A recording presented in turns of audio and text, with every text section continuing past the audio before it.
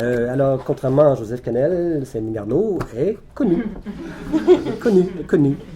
Alors, je vais vous parler de textes de Garneau peu connus, ou même inconnus. Tout mon propos, c'est de vous montrer des textes qui sont inconnus et de voir ce qu'on peut en dire, de voir ce que vous pouvez en dire. De mon côté, j'ai quelques idées, mais j'attends surtout de la discussion pour que ça se matérialise. Garneau, ça fait un petit bout de temps que je travaille sur lui, mais sur l'épistolaire aussi, je rappelle, et ça ne nous rajeunit pas, qu'il y a quelques années déjà, on a participé, il y a des gens autour de la table ici, étaient là, un groupe de recherche sur l'épistolaire qui s'appelait le Centre universitaire de lecture sociopolitique de l'épistolaire et des correspondances, communément appelé QSEC, avec Benoît Melançon, Jane Everett et Pierre Popovic. Et j'avais alors un peu travaillé sur les lettres de Garneau. J'avais proposé que cette idée que l'épistolaire, dans le contexte des années 30 au Québec, avait joué un rôle déterminant pour plusieurs écrivains, étant donné qu'il n'y avait à peu près pas de revues littéraires, de salons littéraires, d'éditeurs littéraires. Et j'avais parlé de configuration épistolaire en empruntant la notion de configuration au sociologue Norbert Elias et en l'opposant à la notion de champ.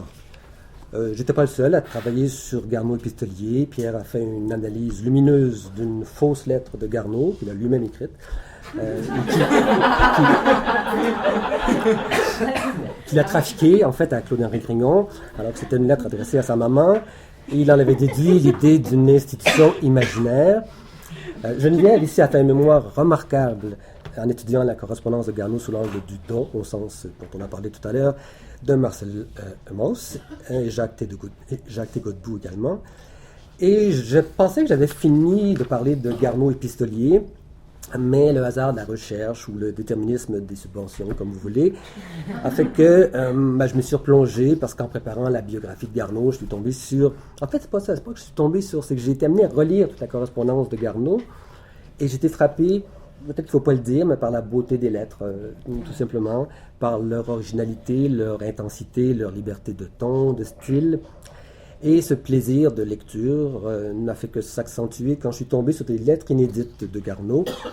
Me voici donc en train de préparer, je ne pensais jamais faire ça de ma vie, mais une édition critique de 432 lettres de Garneau, dont plus du quart sont totalement ou partiellement inédites. Ces lettres font voir un Garneau assez différent de celui qu'on connaît, et ça m'a amené à réfléchir à nouveau à une question que le QSEC posait à l'époque, à savoir, est-ce que l'écrivain épistolier est plus libre de dire ce qu'il veut quand il écrit à quelqu'un en privé?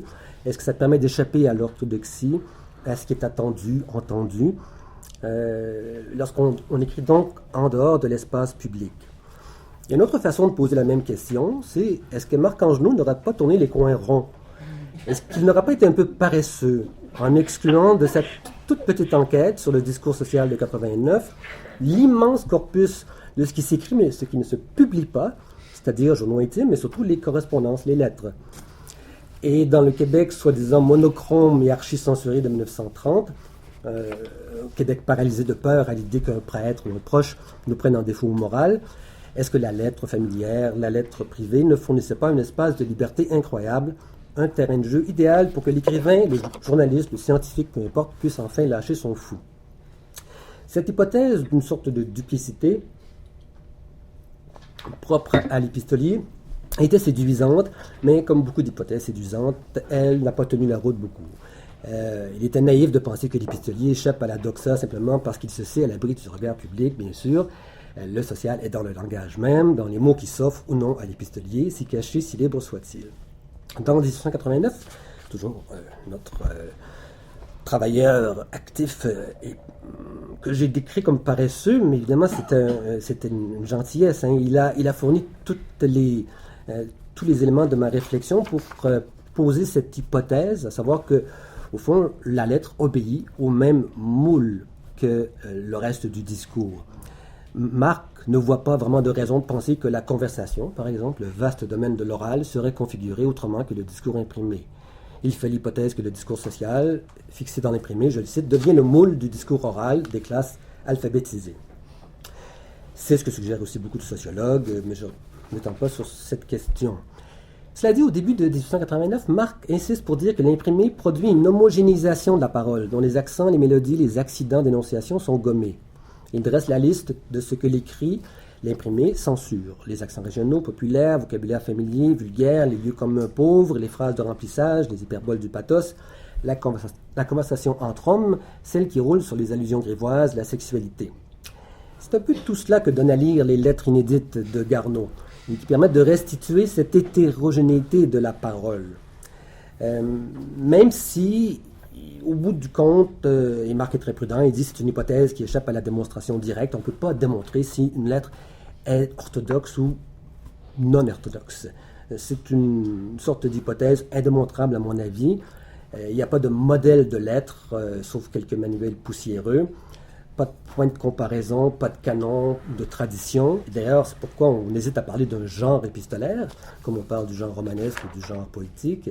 On peut bien sûr dire de Regards et jeux dans l'espace, le seul recueil de Séné-Garneau, qu'il s'agit de poésie non traditionnelle. On peut comparer ce recueil à un canon et dire que c'est audacieux dans le Québec de l'époque d'écrire en vers libre, par exemple, parce que c'est tout à fait rare de le faire.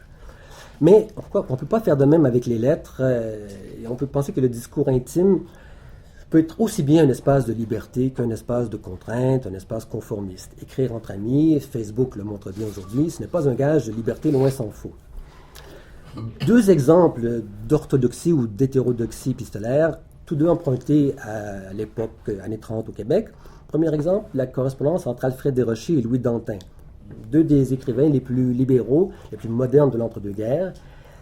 Louis Dantin est un esprit vraiment anticonformiste. Il a été obligé de défroquer et de s'exiler près de Boston pour vivre ses nombreuses passions amoureuses. Et le 25 décembre 1929, il demande à son ami, protégé aussi, il est beaucoup plus jeune, Alfred Desrochers, il lui demande s'il a déjà lu les Confessions de Rousseau, parce qu'il aimerait lui offrir ce livre comme cadeau de Noël.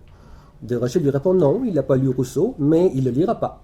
Il ne le lira pas parce que si on est un vrai catholique, on ne le lit pas. Il répond le 26 décembre, mes principes, qui me valent les railleries de mes confrères assez souvent, sont que tant que je serai catholique, je ne lirai pas de livres nommément à l'index, sans dispense. J'en lis qui sont peut-être plus nocifs, si tant est qu'un livre le soit, mais ils ne sont pas nommément condamnés. Louis Dantin est furieux. Il dresse la liste de tout ce que Desrochers s'interdit de lire, mais bon, on connaît de Montesquieu, Voltaire, etc. Et ça continue, et il trouve ça un peu risible. Mais finalement, Desrochers répond quelques jours plus tard qu'il s'est trompé et que Rousseau, finalement, non, il n'est pas à l'index. Et il dit « Je puis donc en toute paix de conscience accepter votre cadeau. »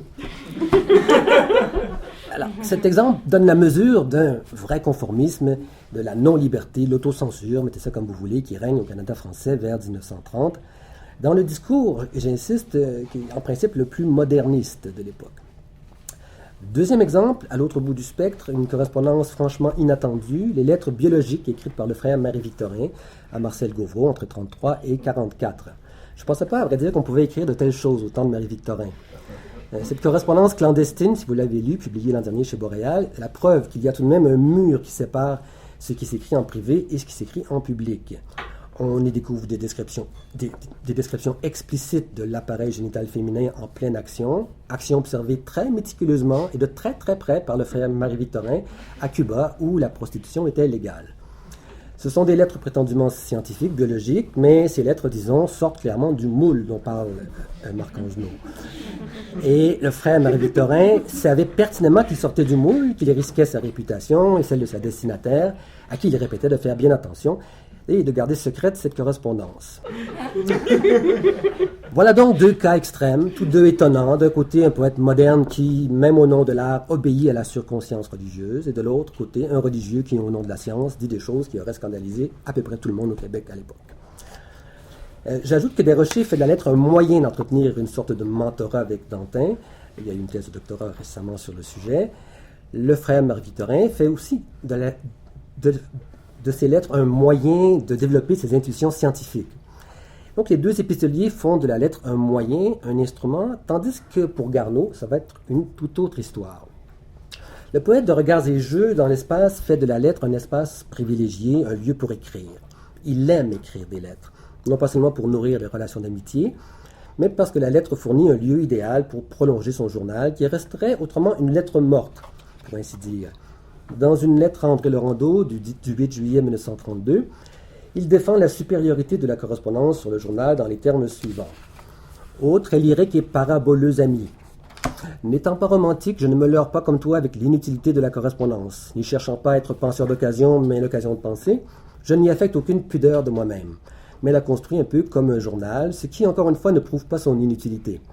Car le journal a bien des chances d'être une chose morte, tandis que dans la correspondance, chacun donnant son tour de roue, la machine renaît et garde son mouvement. Ainsi, nous pouvons comparer les impressions, c'est-à-dire voir de plusieurs côtés la même chose. La plupart des lettres de Garneau sont connues. Elles ont été publiées il y a un certain temps déjà, dans la première édition que voici, celle de 1967 chez HMH, chez les Amis de Garneau. Pour rappel, ce sont les premières lettres au Québec à avoir été recueillies sous forme de livres, dans une perspective littéraire.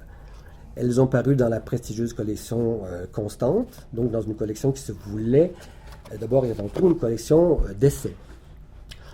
Ce sont des lettres d'écrivains, de poètes, à placer au même rang que les grands essais littéraires publiés dans la même collection, comme Convergence de Jean Lemoyne, destinataire principal de Garneau, ou La ligne du risque de Pierre Vadmoncoeur.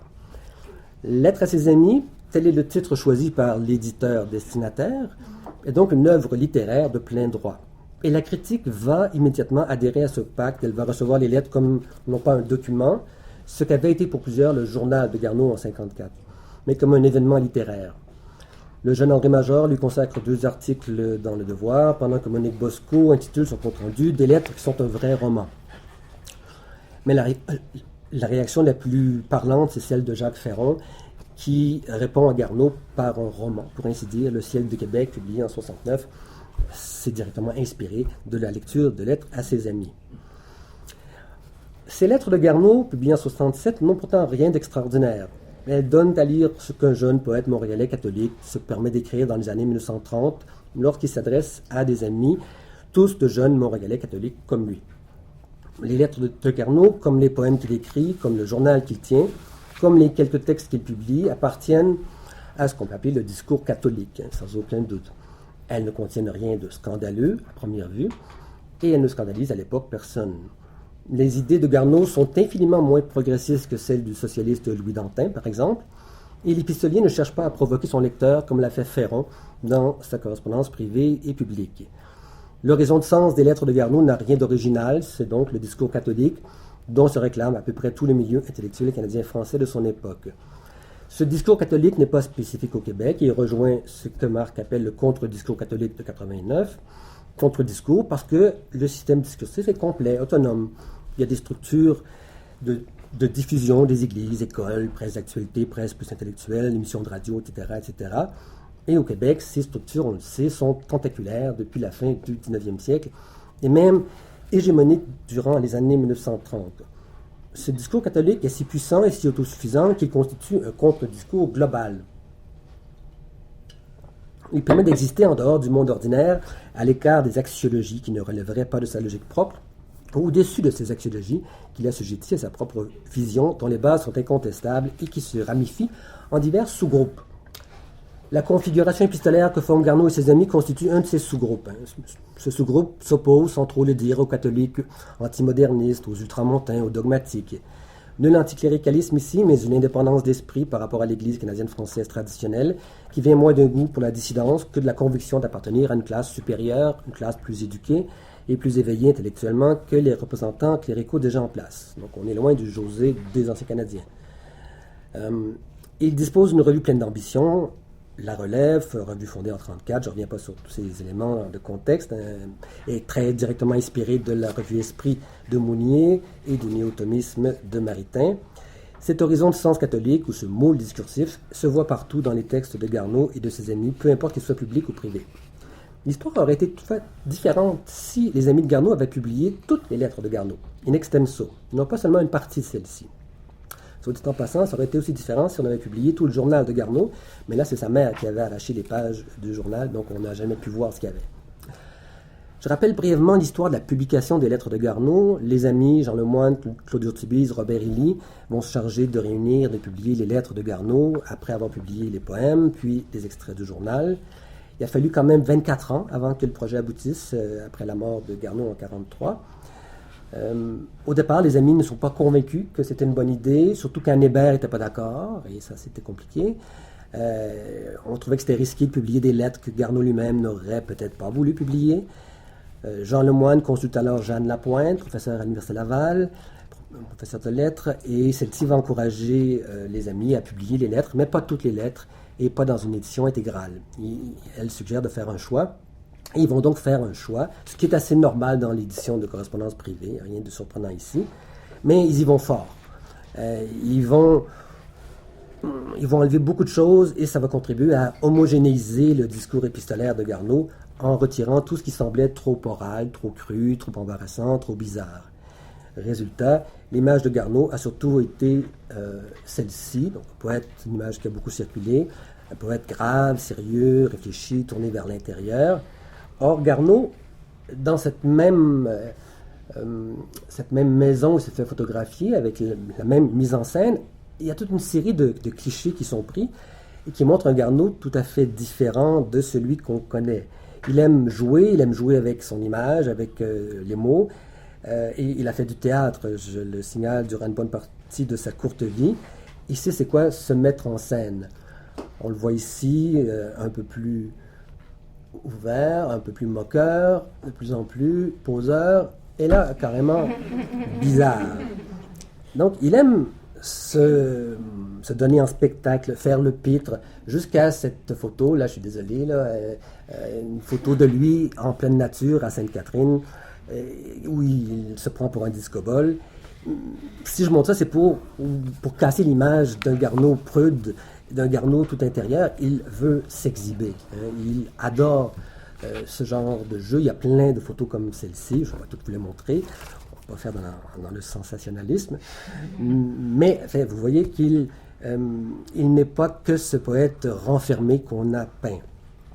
Or, l'épistolaire est sa scène préférée. C'est là qu'il se sent le plus à l'aise pour écrire en prose libre, comme je l'ai proposé.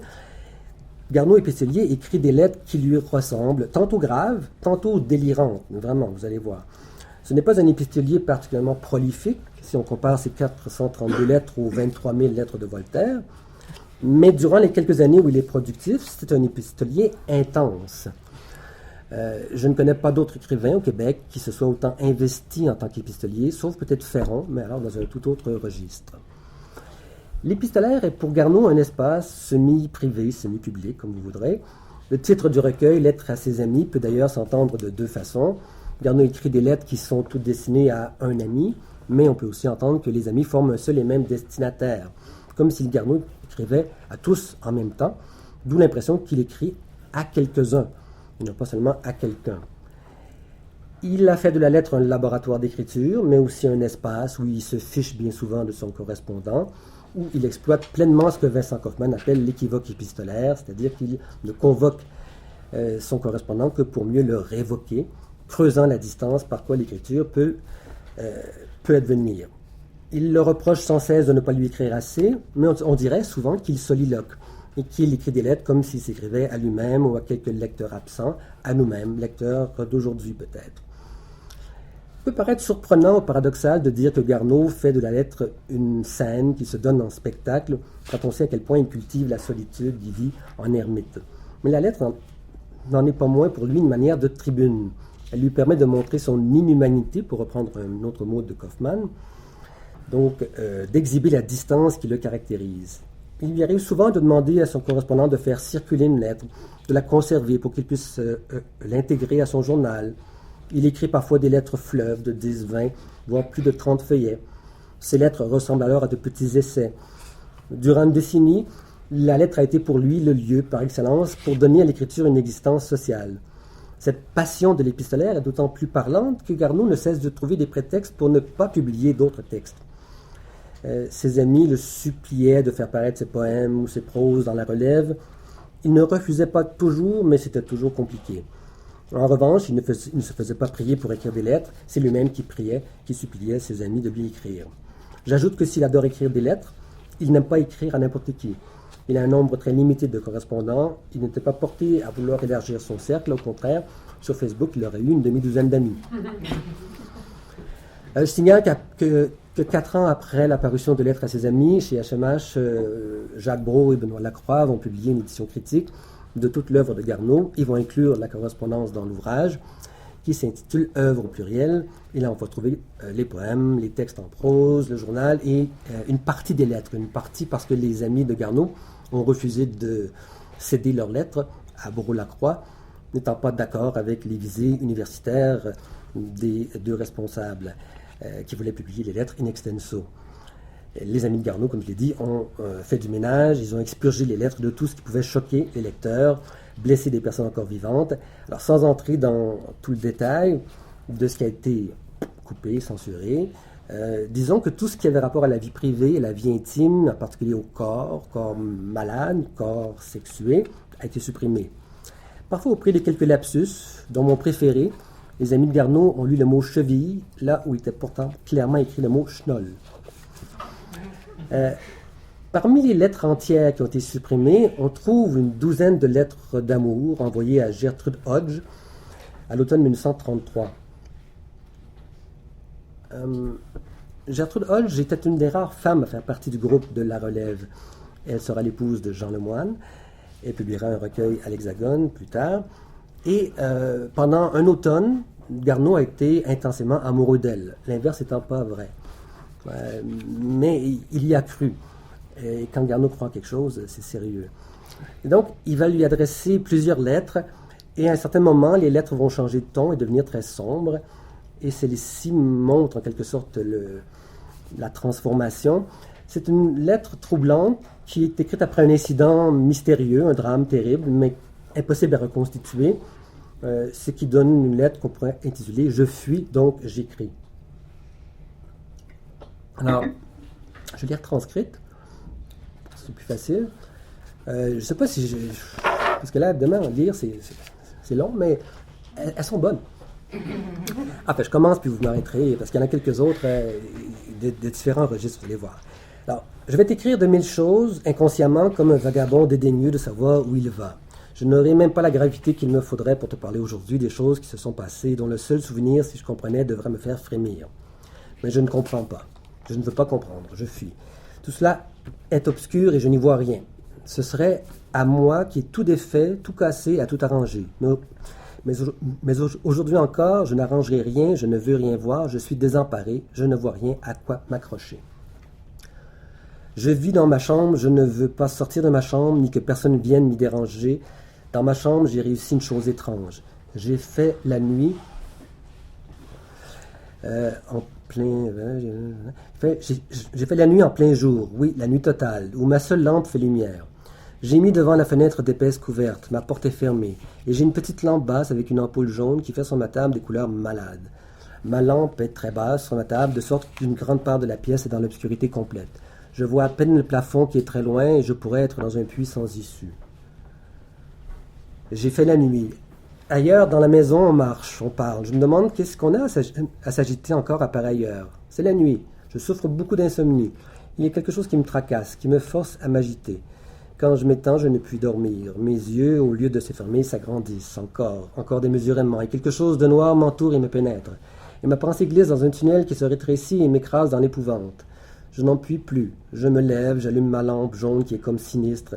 La chambre est pleine de fumée. Si j'en sortais, je ne pourrais plus respirer en y rentrant. J'étoufferais. Je lis un roman policier, je ne comprends pas beaucoup. Il fait frais, je ne suis pas encore habillé. Pourquoi le serais-je? C'est la nuit. J'enfile un chandail très épais par-dessus ma robe de chambre. J'ai des coussins sous les pieds parce que le plancher est froid. J'allume une autre cigarette. Je lis un roman policier. Au bas des pages, entre les paragraphes, dans tous les espaces blancs, une angoisse me guette, ou plutôt non, plutôt l'attente, la menace d'une angoisse, et j'enfile vite à la suite. Quel ressort cassé en moi, comme dans un jouet qu'on agite, quelque chose de défait ballotte en dedans. Mais non, n'y pensons pas. De quoi s'agit-il? Qu'est-ce que faisait le commissaire? Décidément, demain, j'irai au cinéma. Mais qu'est-ce qui s'est passé? Qu'est-ce que j'ai fait? Comment est-ce arrivé? Je ne vois rien, la tête désemparée. Est-ce que je suis fou? Tout cela est en dehors de moi, incontrôlable. C'est comme si ce n'était pas moi, quelqu'un d'autre. Je regarde curieusement, sans pouvoir comprendre. Mais soudain, une douleur aiguë m'avertit que j'existe et que j'ai fait quelque chose d'effroyable. Il fait maintenant nuit, tout à fait, pour vrai. Dans quelques minutes, je partirai pour mon cours chez Holgate, un peintre. Je t'en supplie, pardonne-moi. C'est vrai, il faut laisser faire le temps, et puis après, quand cette horreur sera un peu amortie, cela te fera du bien de me pardonner. Moi, j'attends cela pour vivre. J'ai un grand remords et une peine profonde de ce que je t'ai fait souffrir. Je ne le comprends pas encore, ni ce que j'ai fait, ni ce que cela te faisait. Un criminel doit être ainsi, ahuri de ce qu'il a fait comme devant un acte isolé, incompréhensible, inexplicable. Il doit fuir comme je fuis, devant le souvenir d'une chose qui le dépasse et que pourtant il a faite, lui-même. Je suis un criminel de mon genre, je me fais horreur. Pardonne-moi, plus tard je comprendrai mieux, je pourrai mieux voir le mécanisme, mais maintenant je ne puis pas m'excuser, t'expliquer. Je fuis à l'idée de ce seul souvenir de cette folie. Tout ce que je puis te dire, c'est que j'ai un immense regret de tout cela, que cela et moi-même me fait horreur. Pardonne-moi mon amour, même sans comprendre, même sans que je le mérite, rien que pour être bonne, je voudrais faire tout au monde pour que tu me pardonnes et que tu oublies moi. Voilà, la fin de la lettre. Je signale qu'à la lettre suivante, il va continuer dans le même registre. Il va terminer cette autre lettre en disant « Pardonne-moi, pourquoi n'es-tu pas ici pour m'aider à pleurer? J'étouffe. Pourquoi c'est impossible que tu me tues? Je voudrais tant la mort et que ce soit toi qui me la donnes. Je t'adore, j'étouffe, ton tien. » Dans les lettres manuscrites, Jeanne Lapointe va inscrire à l'endos de ces lettres de folie, très inquiétantes pour le lecteur, un mystère, Saint-Denis terriblement atteint à cette époque. Et elle suggère fortement à Jean Lemoyne de ne pas publier cette lettre, et même de ne pas publier du tout cette correspondance amoureuse, pleine de pathos juvénile, disait-elle, de narcissisme et de folie. Folie qui n'est pas celle d'Artaud écrivant à Jacques Rivière, mais qui a de quoi inquiéter n'importe qui. Folie qui a tout de même un intérêt littéraire, selon moi, ne serait-ce que par tous les échos qu'on entend avec des poèmes de Regards et Jeux dans l'espace, la dissociation du moi dans le poème Accompagnement, l'idée de faire la nuit qui rappelle le poème Faction, on a décidé de faire la nuit pour une petite étoile problématique, l'image du vagabond, du mauvais pauvre. Bref, il y a beaucoup de liens à faire avec ces autres textes, l'obsession du regard, ici, je n'y vois rien, je ne veux rien voir. L'association entre la fuite et l'écriture, je ne veux pas comprendre, je fuis, et qui fait penser à un passage d'une autre lettre où Garneau écrit qu'il n'est qu'une longue digression. Il se présente comme une digression, comme s'il se voyait être littéralement hors sujet, hors de son sujet, hors de lui-même.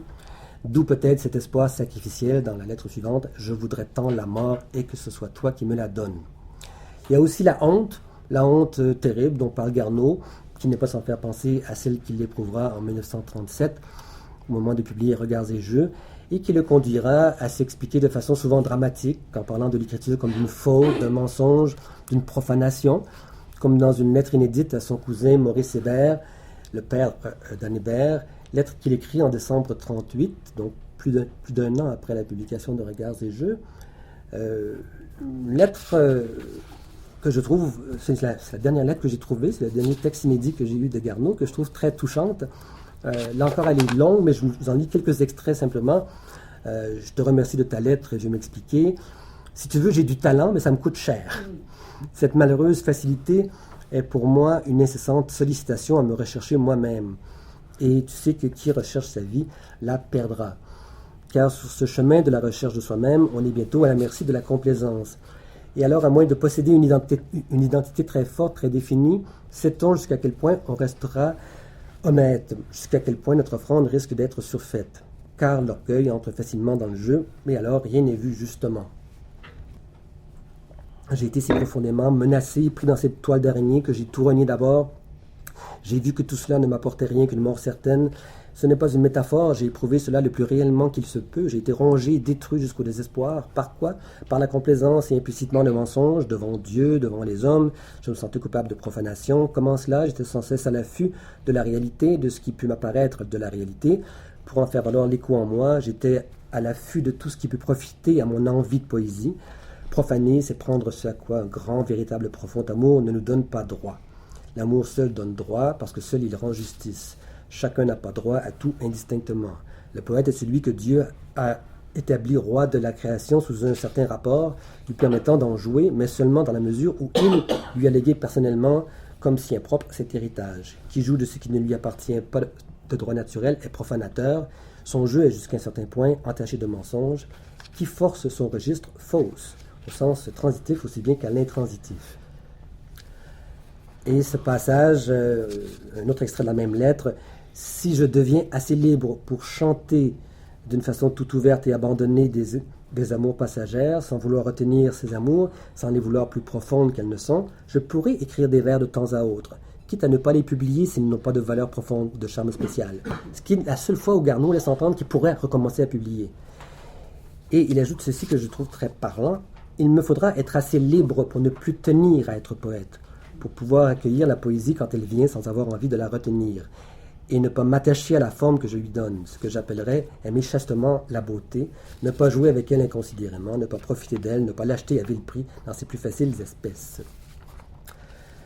Il me faudra être assez libre pour ne plus tenir à être poète. » La formule rappelle l'injonction de Maritain dans Art et Scolastique qui disait que le vrai poète était inconscient de son art. À ceci près que Garneau associe cette inconscience non pas seulement à une forme d'humilité, mais ce qui est plus surprenant, à une forme de liberté. Comme s'il plaçait cette valeur, qui est célébrée aussi dans Regards et Jeux, où il est question du paradis des libertés. Le poème « Nous ne sommes pas des comptables » dans les versions manuscrites avec comme titre « liberté ». C'est un mot qui revient assez souvent. Donc cette liberté, elle est au croisement ou elle est au-dessus de valeurs plus chrétiennes comme l'humilité, la pauvreté, la chasteté. Et cette liberté qu'il associe à un éventuel retour à la poésie, on entend rétroactivement aussi qu'elle n'est peut-être pas étrangère à sa décision de ne plus publier. Écrire en prose libre, c'est en quelque sorte se permettre d'entrer en littérature pour mieux en sortir, pour ensuite y retourner si la nécessité se fait sentir. La lettre est un espace idéal pour jouer ainsi sur les frontières du littéraire et du non-littéraire, pour écrire en prose libre. Cela se traduit par des lettres parfois extravagantes, des lettres irrecevables dans certains cas, du moins aux yeux des éditeurs de Garneau.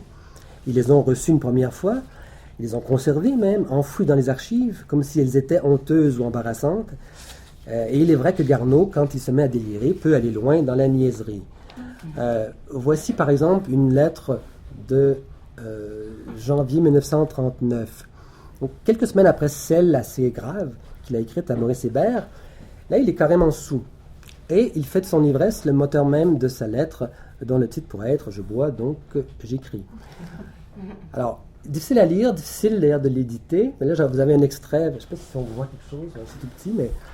Alors, mon cher Claude, pauvre malheureux, permettez-moi à devenir dans la partition de votre déchéance, inscrire cette note bienvenue, qui est l'espérance du salut, la prescription du remède violent mais salutaire, d'ailleurs agréable au goût, qu'un nombre incalculable de médecins non moins célèbres recommandent aux affectés d'affection primaire, in conditionibus, dont on ne parle pas, incestibus étant pour le moins qualificatif. Ce remède à tout mot, y compris les mots, et à toute épreuve dans tous les sens, y compris celui des sens. Excusez-moi, je n'y suis pas, comme fait dire la dame fort occupée à quelque action insolite, ou en son lit, fermer toute parenthèse, effacer toute parenté, sédant, ne cédez pas, c'est dépatant, c'est dérisoire, risoire, tel qui rit le soir, le matin pleurera, etc. Et là, un paquet de parenthèses. Et là, je pourrais continuer comme ça des mille et des mille, mais j'ai pas mis les autres, j'aurais peut-être dû, mais il continue comme ceci. Il a fallu en ajouter. C'est bien pour dire, comme la langue française n'est pas élaborée, je parle au grand vent qu'il s'est mis à faire, qui boré, et qui déménage les nuages avec leur pluie et toutes ces saloperies et montre la lune dans le ciel pâle, et on espère que demain il va faire une beauté prodigieuse. On a tout lieu de le penser, P-E-N.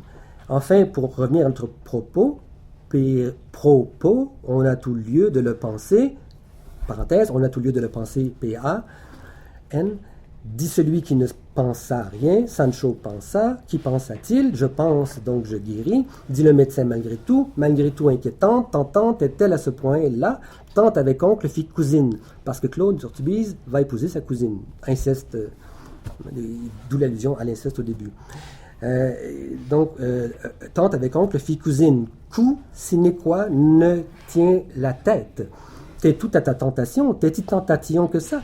Entente, est-ce bien ou mésentente? Quant à moi, ce malentendu, ne pas lire ce mal entendu n'est dû qu'à tant de parenthèses. Pour toi, qu'à tant de parenté? N'y est-il tant de hurtubise? Serais-tu en amouraché d'une cousine bise-bise? Je n'ai pas le courage de fermer toutes ces parenthèses, le fasse qui voudra. Je joins à cette lettre un bout de papier à cet effet. Là, il y avait une faute et entre crochets, l'ivrognerie dérange mon orthographe. Si seulement cela n'est bien autre chose, il faut que j'y renonce, d'autant plus que j'achève la dernière d'une douzaine de bières, sans grand espoir de revenir à notre dessein. Nous allions dire, si tant est que nous avons bonne mémoire, que l'absence est un remède efficace à la présence, et que salutaire vous serait d'ici venir, traînant à la ficelle, jouant le dangereusement emmanché, pour votre bien réciproque et parallèle.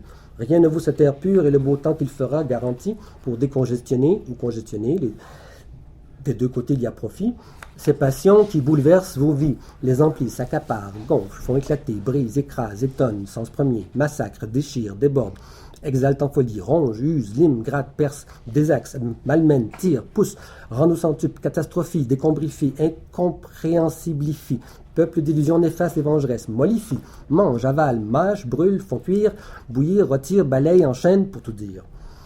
Et tout cela est doux, ne s'appliquant qu'au présent, mais que dire des tourments futurs? À cette seule évocation, l'acier de ma plume se retrousse, grince, crache, crie, s'arrête d'épouvante et refuse de former autre chose qu'une épouvantable cicatrice dont on peut voir au moins liseur de présage qu'elle est présageusement noire ou blue-black, là il fait un pare-beau.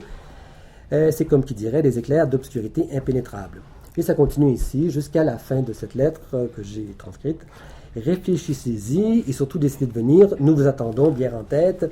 Sur ce, je vous quitte avant qu'une indigestion biéreuse maltraite ce papier éloquent. Vous salue et attend nouvelles. Vous remercie de souhaits qui me feront en ce moment grand besoin, aussi de livres pour lesquels je vous enverrai sous peu chèque pour que vous m'avanciez le coup. Priez pour mon âme, un peu à l'écart depuis quelques jours et comme qui dirait, mal coincé par Belzébuth. Voilà. Le rabaissement corporel est un sujet de prédilection de Garneau qui revient dans toute sa correspondance. Les amis éditeurs n'ont pas tout censuré en 67, mais ils ont fait leur possible pour éliminer les lettres les plus vulgaires, comme celle-ci, ou d'autres, pire encore, plus obscènes, plus délirantes, comme cette lettre où Garneau se moque de son destinataire et lui annonce toutes sortes de châtiments corporels parce qu'il a refusé de suivre le groupe qui fait une retraite à la Trabuca. Et c'est cette lettre-ci. Il s'agit d'un récit hallucinant de 15 feuillets, donc je vous donne juste quelques extraits, qui commence ainsi. Monsieur, puisque vous n'avez pas voulu vous rendre à l'invitation qui vous était faite au moyen de voix si hautement autorisées, lesquelles vous exhortaient de par leur expérience, à laquelle expérience ces voix avaient été induites par vos exhortations du temps de votre zèle, de sorte qu'ainsi vous refusez de conformer votre vie à vos paroles et enseignements, puisque vous n'avez pas eu le courage de vous plonger hardiment dans ce lieu de recueillement et de méditation qui nous a accueillis. En ce jour, nous ne pouvons vous adresser qu'un regard lointain, réprobateur, et prier pour que l'abondance des tentations qui vous assailliront de toutes parts vous incite à amender ou plutôt votre vie dans le sens du détachement. Tâchez de comprendre. C'est à l'occasion de faits que cette lettre par douceur et charité ne mentionne pas nommément, qui en sont à leur 3e série répétitive, que nous vous adressons cette réprobation sévère mais méritée.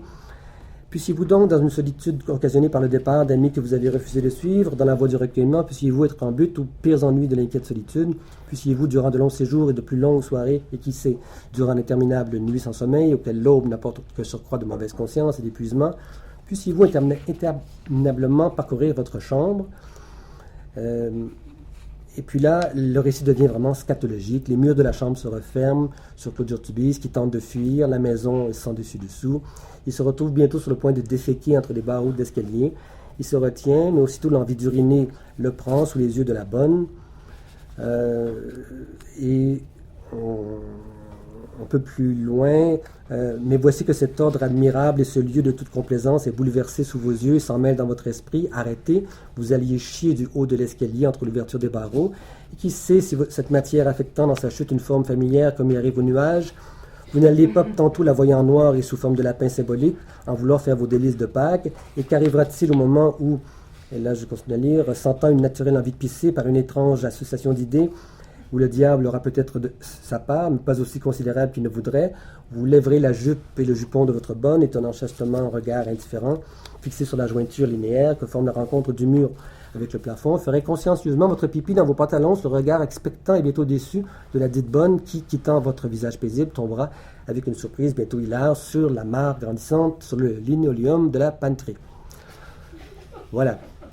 Et la lettre est signée « Les anachorètes distinguées ».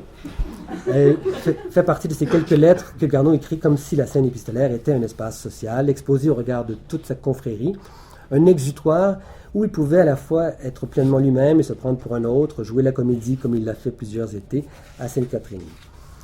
La scène épistolaire, je l'ai dit, est le lieu où Garneau dépasse les bornes, exhibant toutes les facettes de son jeu et parfois celles de ses correspondants. Ce Garneau littéralement obscène, impertinent, clownesque, certains diraient insignifiant, superficiel. J'ose à peine imaginer la colère d'un Jean Lemoyne s'il apprenait que je m'apprête à le rendre public. Mais c'est le même Jean Lemoyne qui se plaignait dans ses essais que la littérature canadienne-française était désincarnée. Et que nos romanciers avaient été incapables de créer de vrais personnages amoureux, que les héros de ces faux romans d'amour sont restés des fantômes, pas la moindre présence physique, disait-il, dans Convergence. Or, cette présence physique, elle est centrale dans les lettres de Garneau. Elle s'exprime de toutes sortes de manières, parfois sérieuses, parfois de façon fantaisiste, comme dans une autre lettre inédite à Claude Urtubise, où Garneau expose son projet d'écrire un traité des odeurs individuelles. Il y aurait un traité fort intéressant à écrire des odeurs individuelles. Je comprends les chiens qui peuvent suivre leur maître à la trace. Chaque personne est si particulière dans chacune de ses manifestations odorifiques qu'il ne m'étonnerait guère qu'à force de science et d'observation, on finisse par pouvoir dire le caractère des gens d'après l'odeur particulière de leurs pieds. S'il est vrai que ceci est tout physique, il n'est pas moins vrai que le physique et le moral ont d'intimes rapports qui nous permettent d'induire de l'un à l'autre. Et cette étude est des plus captivantes, c'est tout l'art de l'observation, ces profondes réflexions me viennent au sujet d'odeurs de cabinet d'aisance. Un oncle et une tante à moi sont ici, je reconnais leur parfum spécial, respiré jadis chez eux au même lieu. Cela me rappelle que mon père ne chie pas de la même qualité odorifique que ma mère.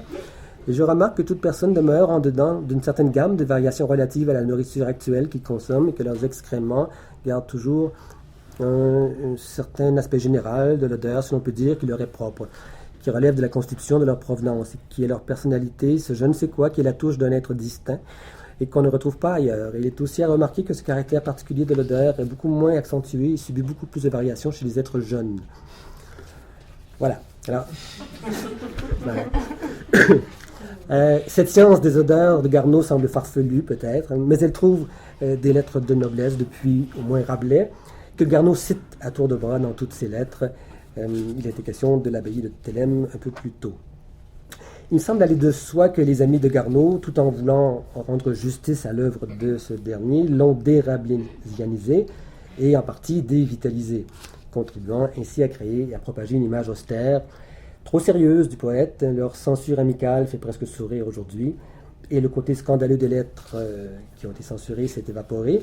Nous nous scandalisons plutôt de la censure elle-même, si amicale soit-elle, et celle-ci ne fait que mieux faire ressortir la liberté de la prose épistolaire de Garneau. Voilà. Je m'arrête ici.